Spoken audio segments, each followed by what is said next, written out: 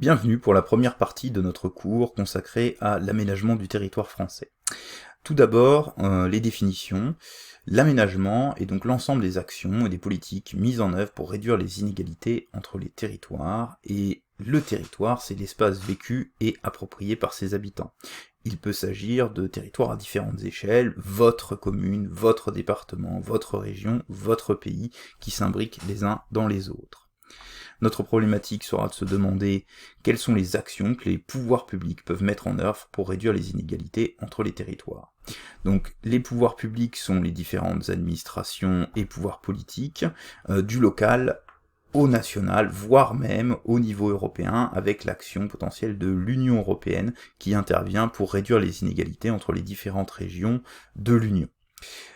Donc nous trouverons essentiellement les collectivités locales, communes, communautés de communes, départements et régions, l'État au niveau national, et donc l'Union européenne qui peut intervenir dans les territoires des différents pays membres.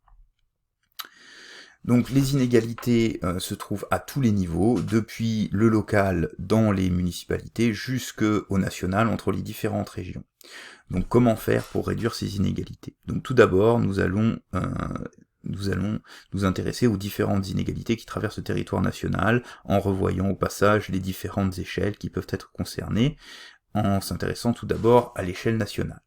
Donc à l'échelle nationale, nous l'avons déjà évoqué dans le premier thème de géographie, sur les activités économiques, eh bien vous avez des régions qui sont plus favorisées économiquement que d'autres.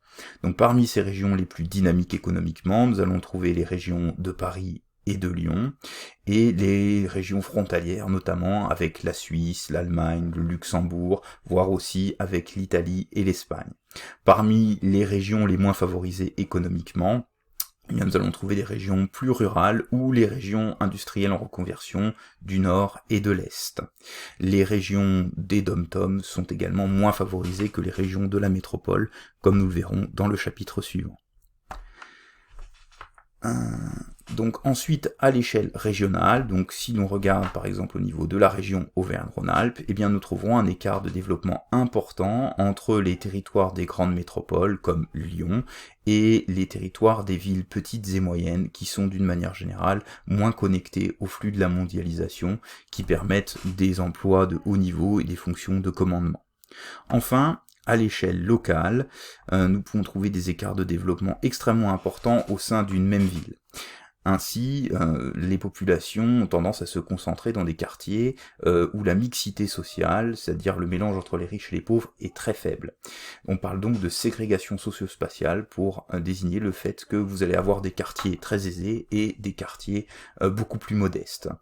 Ainsi, si vous regardez Lyon, vous allez trouver des quartiers du centre, donc le 1er, 2e arrondissement, le 6e arrondissement du côté du parc de la Tête d'Or, qui sont des quartiers très aisés, des banlieues chics dans l'ouest lyonnais, et des banlieues beaucoup plus modestes, autour de Bron, de Villeurbanne, de Vaux-en-Velin, et même au sein de la ville, des enclaves de pauvreté, qui sont ici entourées en couleur en fonction des différentes politiques de la ville qui y sont développées.